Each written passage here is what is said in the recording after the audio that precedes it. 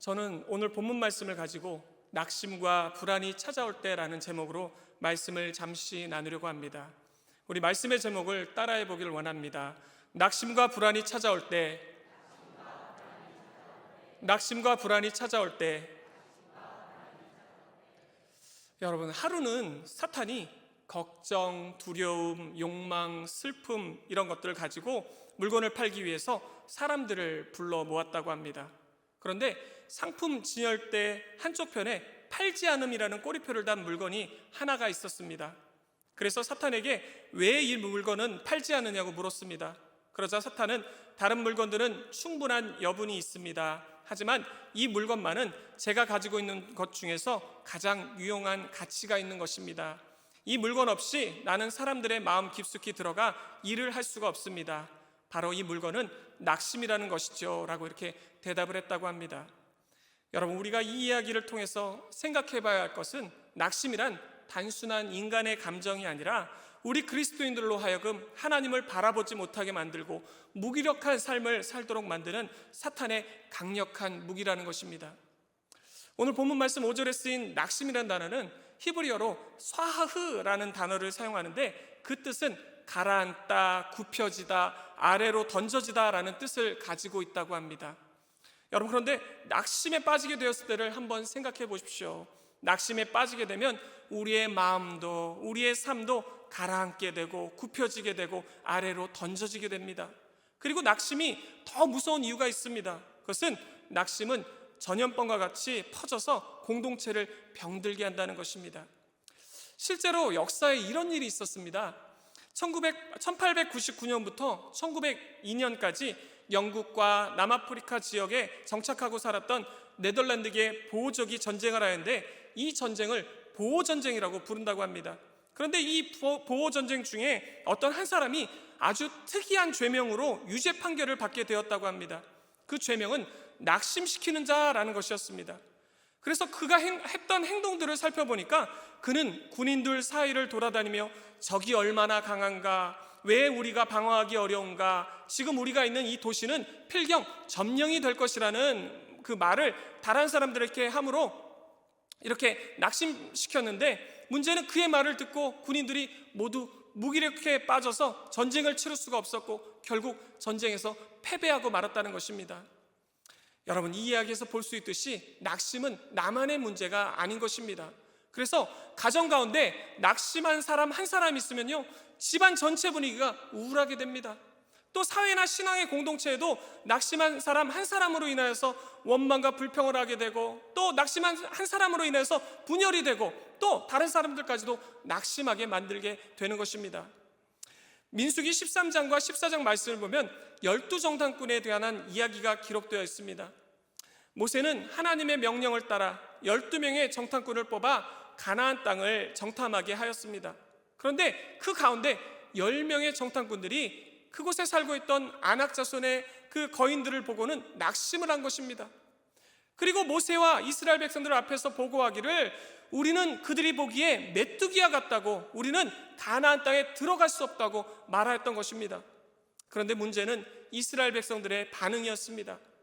그들은 10명의 정탐꾼들의 그 낙심시키는 이야기를 듣고는 소리를 높여 부르짖으며 밤새 통곡을 하였는데, 모세와 아론을 향해서는 우리가 애굽 땅에서 죽었거나 이 광야에서 죽었으면 좋았을 것을 하며 원망과 불평을 하였고, 하나님께 대하여서는 어찌하여 하나님께서 우리를 가나안 땅으로 인도하여 칼에 쓰러지게 하려는가 하며 원망을 하였다고 합니다. 그런데 가나안 땅은 어떤 땅입니까? 아낙 자손들과 상관없이 하나님께서 이스라엘 자손들에게 주시겠다고 약속하신 땅이었습니다. 여러분, 그리고 이 이야기의 결론은 여러분 어떻게 되었습니까?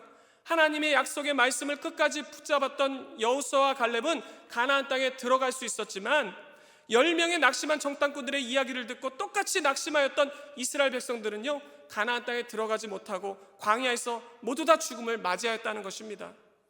여러분, 이 이야기를 보십시오. 10명의 정탐꾼들로 인하여 낙심이 이스라엘 전체에 전염이 되어버린 것입니다. 낙심은 전염성 있는 무서운 영적 질병이라는 것입니다. 여러분, 혹시 코로나로 인해서 교회가 얼마나 문을 닫게 되었는지 아십니까? 약 1만 개 교회가 문을 닫았다고 이렇게 전문가는 보고 있습니다. 그렇다면 교회가 왜 문을 닫게 되었을까요? 저는 그 원인 가운데 가장 큰 원인이 낙심이라고 생각을 합니다.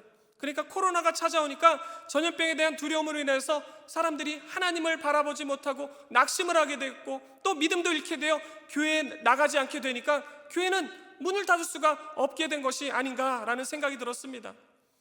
여러분, 코로나가 만든 교회 신조어가 하나 있는데 그것이 무엇인지 아십니까? 가나안 성도, 거꾸로 하면 암나가 성도라고 합니다. 그런데 가나안 암나가 성도의 수를 조사해 보니까요, 최소 150만 명에서 최대 200만 명이나 된다고 합니다. 그러니까 우리가 코로나를 겪기 전에 교회에 나왔던 최대 200만 명이나 되는 성도들이 지금 교회를 안 나오고 있다는 것입니다. 이것이 교회마다 얼마나 심각한 문제인지 모릅니다.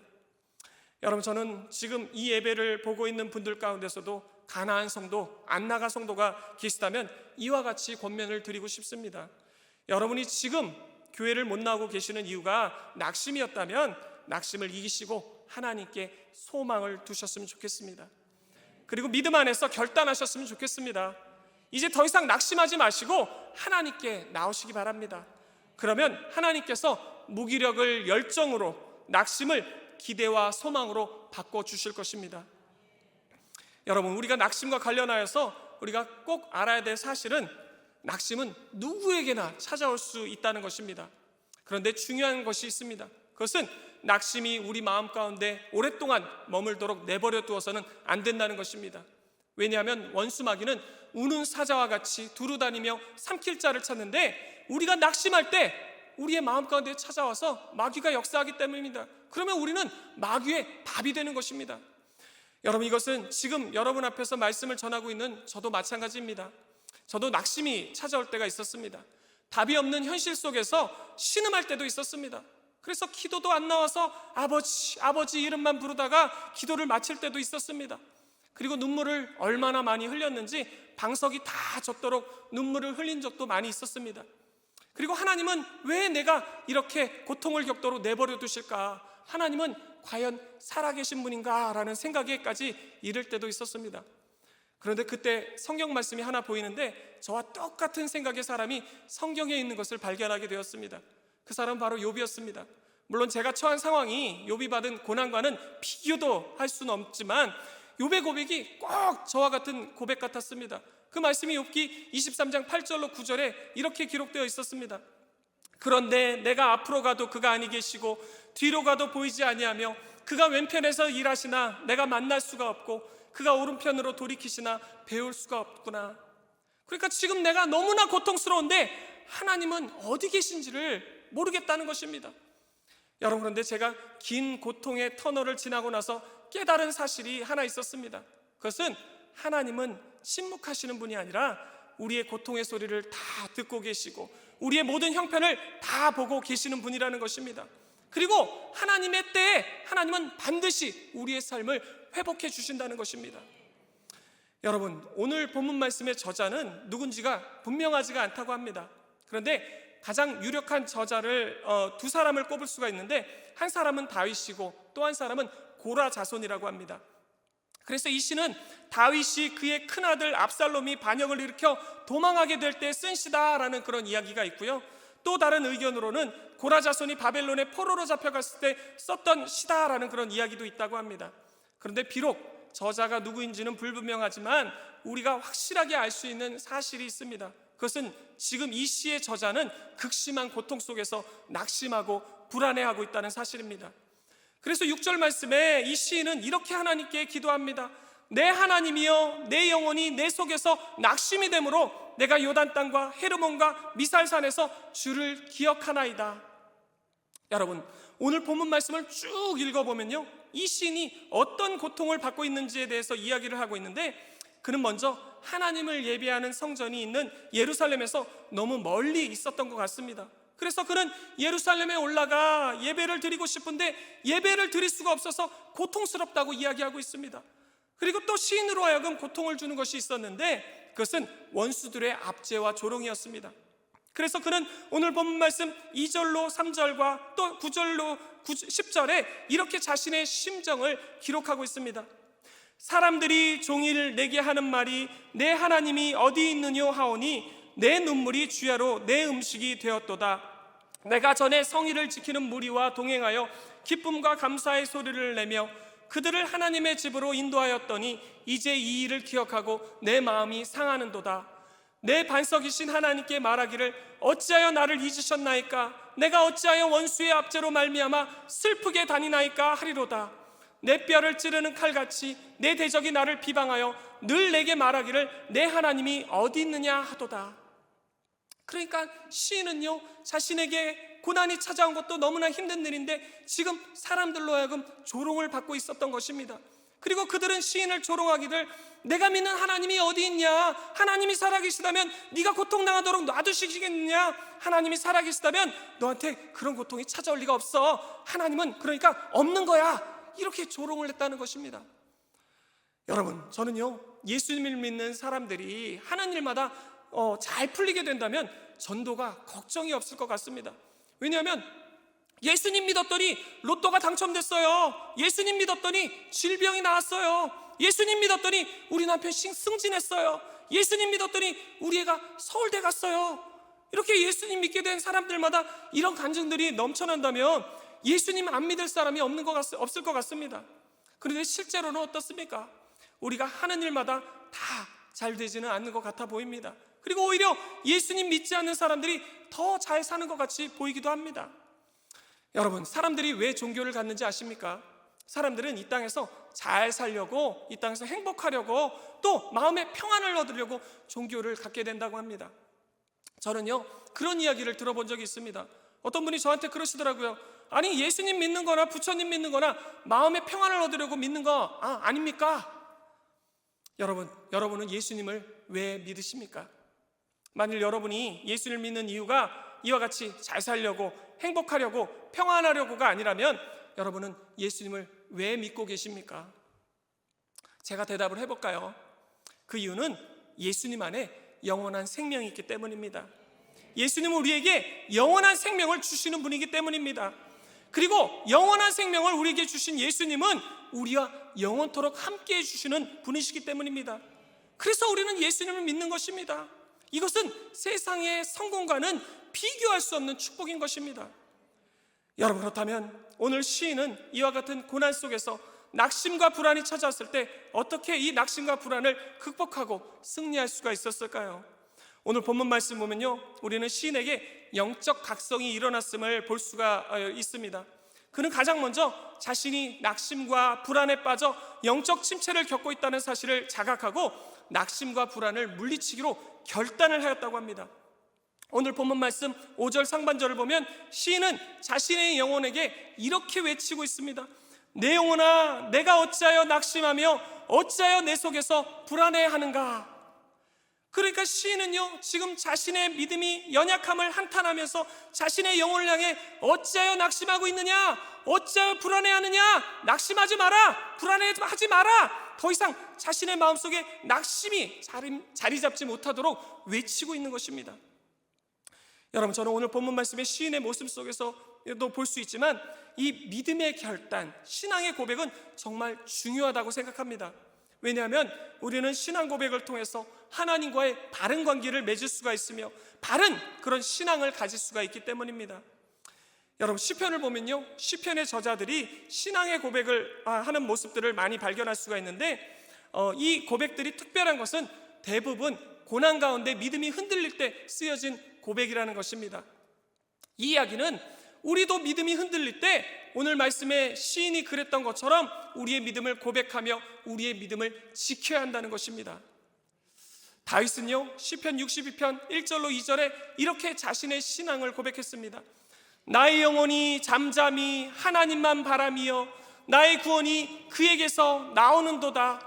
오직 그만이 나의 반석이시요 나의 구원이시요 나의 요새이시니 내가 크게 흔들리지 아니하리로다. 여러분, 다윗이 이와 같이 자신의 신앙을, 자신의 믿음을 고백했을 때 하나님은 어떻게 응답하셨을까요? 하나님은요, 다윗이 고백한 대로 다윗의 반석이 되어주시고 다윗의 구원이 되어주시고 다윗의 요새가 되어주셔서 다윗의 믿음이 크게 흔들리지 않도록 지켜주셨고, 종국적으로는 다윗이 모든 어려움들을 잘 극복하고 승리할 수 있도록 은혜를 베풀어 주셨다고 합니다. 여러분, 믿음의 고백이 이와 같이 중요한 것입니다. 따라서 우리는 믿음의 선조들이 그러했던 것처럼 우리의 믿음을 하나님께 날마다 고백하는 신앙을 가져야 될 것입니다. 여러분, 그리고 그 다음에 시인은요, 낙심과 불안을 이길 수 있는 보다 근본적인 해결책을 자신의 영혼에게 외치고 있습니다. 그 말씀이 오늘 본문 말씀 5절 중반절에 너는 하나님께 소망을 두라 라고 이렇게 이야기하고 있는데, 이것을 우리가 예전에 봤던 개역 한글에서는 뭐라고 이렇게 이야기하고 있으면 너는 하나님을 바라라 라고 이렇게 기록하고 있습니다. 여러분, 시인이 이와 같이 하나님께 소망을 두고 또 하나님을 바라였기 때문에 오늘 본문 말씀 1절과 2절의 시작은요, 이렇게 하고 있는 것입니다. 하나님이여 사슴이 시냇물을 찾기에 갈급함같이 내 영혼이 주를 찾기에 갈급하니이다. 내 영혼이 하나님 곧 살아계시는 하나님을 갈망하나니 내가 어느 때에 나아가서 하나님의 얼굴을 배울까? 여러분, 이 고백은 무슨 고백입니까? 지금 시인은 낙심과 불안한 상황 가운데서 큰 깨달음을 얻게 되었는데, 그것은 자신을 도우실 수 있는 분은 오직 하나님뿐이시구나, 그래서 하나님을 찾기에 자신이 너무나 갈급하다고 지금 외치고 있는 것입니다. 여러분, 이 모습은요, 이 시인이 이 영적인 눈이 뜨인 모습을 우리가 보고 있는 것입니다. 여러분, 믿음이 무엇이라고 생각을 하십니까? 내가 원하는 것이 이루어질 줄 믿습니다. 여러분, 이런 것이 믿음일까요? 여러분, 믿음은요, 하나님을 바라보는 것이 믿음입니다. 만약 우리가 믿음이 있노라 라고 이렇게 말하면서 하나님을 바라보지 않는다면 그것은 믿음의 삶이 아닌 것입니다. 여러분, 저는요, 시편 말씀을 보다가 정말 세상에서 가장 지혜로운 사람을 발견하게 되었는데, 그 사람은 바로 시편 121편 기자였습니다. 그는 시편 121편 1절로 2절에 이렇게 고백했습니다. 내가 산을 향하여 눈을 들리라. 나의 도움이 어디서 올까? 나의 도움은 천지를 지으신 야훼에게서로다. 야훼께서 너를 실족하지 아니하게 하시며 너를 지키시는 이가 졸지 아니하시리로다. 여러분, 어떤 문제가 있다고 한번 생각해 보십시다. 그런데 이 문제를 해결할 수 있는 방법이나 이 문제를 해결할 수 있는 사람을 알게 되어 도움을 얻을 수가 있다면 문제는 이제 더 이상 문제가 아니게 되는 것입니다. 그런데 시편 120편 기자가 그랬습니다. 성경에는 그가 어떤 고난과 시련을 만난지를 기록하고 있지는 않지만 그는 자신을 도울 수 있는 유일한 분이 누구신지를 알게 되었습니다. 그분은 바로 전능하신 하나님이셨습니다. 그래서 그는 하나님을 바라볼 수가 있게 되었고 하나님께 간구함으로 구원을 얻을 수가 있게 되었던 것입니다. 여러분, 세상에서 이보다 더 지혜로운 사람이 어디 있습니까? 여러분, 이것은 우리에게도 마찬가지입니다. 우리가 어려움을 만났을 때 어려움을 극복하고 승리할 수 있는 비결은 하나님을 바라보는 것입니다. 그리고 그렇게 자신의 연약함을 깨닫고 전능하신 하나님을 의지하며 사는 삶을 가리켜 우리는 신앙생활이라고 부르는 것입니다. 여러분, 누가 신앙이 좋은 사람인 줄 아십니까? 누가 신앙생활을 잘하는 사람인 줄 아십니까? 하나님을 바라보는 사람, 날마다 하나님을 의지하는 사람이 바로 신앙생활을 잘하는 사람인 것입니다. 여러분, 어떤 마을의 그 아이들이요, 학교를 가기 위해서는 폐쇄된 철교를 건너야 했는데 문제는 아이들이 오래된 철교를 건너다가 강물에 빠지는 그런 사건이 자주 발생하는 것입니다. 그런데 그 가운데 유독 뚱뚱하고 배가 볼록 나온 이 아이가 끄떡없이 철교를 잘 건너는 것입니다. 그래서 이 아이가 어떻게 강물에 빠지지 않고 잘 건널 수 있었는지 그 이유를 살펴보니까 다른 아이들은요, 철교를 건너다가 밑을 내려보다가 어지러움증이 생겨서 강물에 쑥 풍덩하고 빠지곤 했는데 배가 볼록 나온 이 아이는요, 배가 나와서 밑을 내려다볼 수 없으니까 앞만 보고 그냥 똑바로 걸었던 것입니다. 그래서 물에서 빠지지 않고 건널 수 있었다는 것입니다. 여러분, 이 이야기를 통해서 무엇을 느낄 수가 있으십니까? 이 이야기를 신앙생활과 관련되어서 생각해보면요, 신앙생활은요, 앞에 계신 주님만 바라보는 것입니다. 환경 바라보면 두려움과 염려의 강물로 풍덩하고 빠져버리는 것입니다. 여러분, 그런데 성경을 보니까 이와 비슷한 이야기가 기록되어 있습니다. 오병이어의 기적이 일어난 후에 예수님께서는 제자들에게 게네사렛으로 건너가라고 말씀하셨는데 얼마 지나지 않아 제자들이 폭풍을 만나게 되었다고 합니다. 제자들은 이때 살기 위해서 몸부림을 쳤지만 아무런 소용이 없었습니다. 그래서 사색이 되어 이제 죽었구나 할 때에 어떤 사람이 물 위로 걸어오는 것이 보였다고 합니다. 제자들은 너무나 놀라서 유령이다 라고 이렇게 소리쳤는데 가까이 오시는 것을 보니까 그분은 바로 예수님이셨습니다. 이때 베드로는요, 예수님께서 물 위를 걸어오시는 것을 보고 너무나 기뻐서 예수님께 이렇게 청했다고 합니다. 주님, 만일 주님이 주시거든 나를 명하여 물 위로 오라 하소서. 그리고 예수님이 허락하시자 베드로도 예수님처럼 물 위를 걷기 시작했습니다. 그런데 그것도 잠시 풍랑이 휙 하고 불자 베드로는요, 두려움을 느끼게 되었고 물속에 그만 풍덩하고 빠져버렸다고 합니다. 여러분, 이 말씀을 통해서 우리는 중요한 메시지를 얻을 수가 있습니다.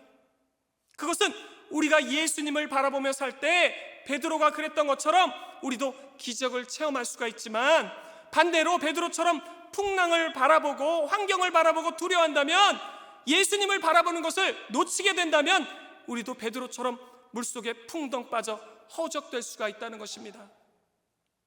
여러분, 혹시 평안할 때 예수님을 바라보는 게 쉬울까요? 아니면 고난이 찾아왔을 때 예수님을 바라보는 것이 쉬울까요? 당연히 고난이 찾아왔을 때 예수님을 바라보는 게 쉽습니다. 그런데 제가요, 극심한 고통을 겪어보니까요, 극심한 고통 속에서 예수님을 바라보는 것이 쉽지가 않더라고요. 왜냐하면 극심한 그 고통 속에서 제 마음에 두려움과 염려가 충만하게 되니까 예수님이 들어올 공간이 없었던 것입니다. 그래서 저는 그때 마음으로 예수님을 바라보는 게 힘들다면 눈으로라도 예수님을 바라보자라고 생각을 하게 되었고, 인터넷에서 제일 마음에 드는 예수님 그림 한 장을 프린트해서 책상 앞에 딱 붙여놨습니다. 그런데 또 가만히 생각해 보니까 집에 예수라고 적혀있는 말씀 액자가 있는 게 생각이 났습니다. 그러니까 제가 그 설교 준비하는 책상인데요, 저기에 저렇게 예수님 사진이랑 예수라는 말씀 액자를 이렇게 붙여놨던 것입니다. 그런데 또 가만히 그래서 이 말씀 액자를 책상 앞에 또 가져다 놓고 예수님 얼굴을 한번 쳐다보고 이렇게 예수님을 바라보기 시작했습니다. 그런데 예수님 그림을 바라본다고 해서, 말씀 액자를 책상 앞에 가져놓는다고 해서 예수님을 바라보는 것이 쉬울까요? 아무리 예수님 그림 봐도요, 아무리 말씀 액자를 쳐다봐도요, 마음속에 이 두려움과 염려가 충만하다면 예수님을 바라볼 수가 없는 것입니다. 왜냐하면 예수님을 바라본다는 것은 우리가 눈으로 예수님을 바라본다는 것이 아니라 우리 마음속에 예수님으로 충만하게 되는 것을 이야기하는 것이기 때문입니다. 그래서 예수님으로 충만한 마음속에는요, 두려움과 염려가 들어올 수가 없게 되는 것입니다. 여러분, 충만이라는 것이 무엇입니까? 충만이라는 것은 가득 차게 되었다는 것입니다. 그러면 가득 차게 되면 다른 것이 들어올 수 있을까요? 없습니다. 그러니까 예수님으로 충만하게 되면 우리는 두려움과 염려를 느낄 수가 없는 것입니다. 여러분, 그런데 예수님을 바라보는 것이 쉽지가 않은 상황에도 불구하고 제가 예수님을 계속 바라보기로 결단한 이유가 있었습니다. 그것은 예수님이 바라봐지던 안 바라봐지던 간에 제가 할 수 있는 것은 예수님을 바라보는 것밖에 없다는 것을 깨달았기 때문입니다. 그런데 그렇게 예수님을 바라보고 또 바라보기를 힘쓰던 어느 날이었습니다. 마음속에 문득 좋은 일이 있을 것 같은 생각이 드는 것입니다. 그리고 또 며칠이 지났는데 또다시 마음속에 좋은 일이 있을 것 같은 생각이 들었습니다. 그런데 저는 그때에도 믿음이 연약하여서 그런지 그동안 너무 두려움과 염려랑 친구처럼 살다 보니까 이 좋은 일이 생길 것 같은 마음이 제 삶의 문제 해결이 될 것 같은 확신으로는 이렇게 찾아오지 않았던 것 같습니다. 마치 예수님께서 마르다에게 내 오라비가 살아나리라고 했을 때 그것을 믿지 못하고 마지막 날 부활 때에는 다시 살아날 줄을 내가 아나이다 라고 이렇게 대답했던 것처럼 언젠가는 해결되겠지만 지금 당장은 아니라고 이렇게 생각을 했던 것 같습니다. 여러분, 근데 그 다음에 어떻게 되었을 것 같습니까? 그 마음을 받고 얼마 지난 후 저는 저를 억누르던 일로부터, 저에게 두려움과 염려를 주는 일들로부터 벗어날 수 있게 되었습니다. 저는 그 일을 겪고 나서 가만히 뒤돌아보니 제가 한 건 예수님을 바라보는 것이 잘 안 되는데도 불구하고 예수님을 바라보려고 노력하는 것밖에 생각이 나질 않더라고요. 그런데 제가 이 일을 통해서 확실히 깨달은 사실이 있었습니다. 그것은 예수님을 바라보면 어떤 문제든 간에 해결된다는 것입니다. 그리고 또 한 가지 큰 깨달음이 있었는데, 그것은 우리가 문제가 있을 때만 예수님을 바라보고 사는 것이 아니라 항상 24시간 예수님을 바라보고 살아야 된다는 것입니다. 저는 이 일을 겪고 나서 제가 그동안 얼마나 분주하게 살았는지, 또 그동안 얼마나 예수님과 동행하지 못하고 살았는지를 반성하게 되었습니다. 그리고 이 시간 통해서 여러분에게도 예수님을 바라보라고 이렇게 말씀을 드리고 싶었습니다. 여러분, 저는 우리 모두가 예수님을 바라보기를 원합니다. 어떠한 고난과 시련이 있더라도 여러분, 예수님을 바라보시기를 바랍니다. 예수님을 바라보면 정말 여러분, 우리의 삶에 놀라운 일이 생깁니다. 저는요, 정말 여러분, 우리의 삶이 정말 예수님 바라볼 때 회복이 되는지 안 되는지 여러분께서 시도라도 한번 해보셨으면 좋겠습니다. 그리고 소망이 되신 예수님을 통해서 정말 날마다 승리하시기를 축복합니다. 여러분, 그리고 마지막으로 시인은요, 낙심과 불안을 이기는 그 보다 고차원적인 믿음의 고백을 외쳤다고 합니다. 이 말씀이 오늘 본문 말씀 5절 하반절에 이렇게 외치고 있습니다. 내가 여전히 찬송하리로다. 여러분, 여전히라는 말이 무슨 말입니까? 이 말과 같은 말이 성경에 기록되어 있는데, 그것은 사드락과 메삭과 아벳느고가 금신상에 절하지 않는다는 이유로 풀무불에 들어가게 되었을 때 고백했던 말인 그리 아니하실지라도 라는 말입니다. 그러니까 여전히라는 말은 내가 바라는 대로 이루어지지 않더라도, 내 상황이 변화되지 않았을지라도 라는 뜻으로 시인은 지금 살든지 죽든지 흥하든지 망하든지 성하든지 쇠든지 하나님을 전적으로 신뢰하며 감사와 찬양을 드리겠다고 결단하고 있는 것입니다. 여러분, 우리는 흔히 좋은 일이 있으면 감사와 찬양을 한다고 생각합니다. 그런데 성경에서는 우리가 찬양해야 되는 이유를 그렇게만 정의하고 있지 않습니다. 우리가 하나님을 찬양해야 되는 참된 이유를 이사야 선지자는 이사야 43장 21절에 이렇게 기록하고 있습니다. 이 백성은 내가 나를 위하여 지었나니 나를 찬송하게 하려 함이니라. 또 시편 150편 저자는요, 6절 말씀에 이렇게 이야기를 하고 있습니다. 호흡이 있는 자마다 야훼를 찬양할지어다. 할렐루야. 여러분, 우리가 하나님을 찬양해야 되는 이유를 무엇이라고 말씀하고 있습니까? 그것은 우리가 하나님을 찬양하기 위해서 지어진 존재이기 때문이라는 것입니다. 그리고 다른 이유가 아닌 하나님께서는 찬양받기에 합당하신 분이기 때문에 우리가 찬양을 해야 된다는 것입니다. 따라서 우리는요, 호흡이 있는 동안, 호흡이 닿는 순간까지 하나님을 찬양하고 또 찬양하고 찬양해야 될 것입니다. 여러분, 저는 우리 모두가 오늘 말씀을 기록한 시인처럼요, 어떠한 상황 속에서도 하나님을 찬양하겠노라고 믿음으로 결단하기를 원합니다.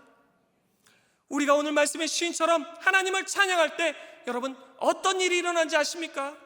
낙심과 불안이 우리 마음속에 자리 잡을 수 없게 돼버립니다. 그리고 하나님을 신뢰함으로 우리 마음속에 기쁨과 감사가 넘쳐나게 될 것입니다. 또한 우리는 하나님의 기쁨이 되고 하나님의 자랑이 되며 하나님께 큰 영광 돌리는 믿음의 삶을 살 수가 있게 될 것입니다. 따라서 저는 우리 모두가 하나님을 날마다 찬양함으로 또 하나님께 날마다 감사드림으로 승리하시는 귀한 성도님들 되시기를 예수님의 이름으로 축원드립니다.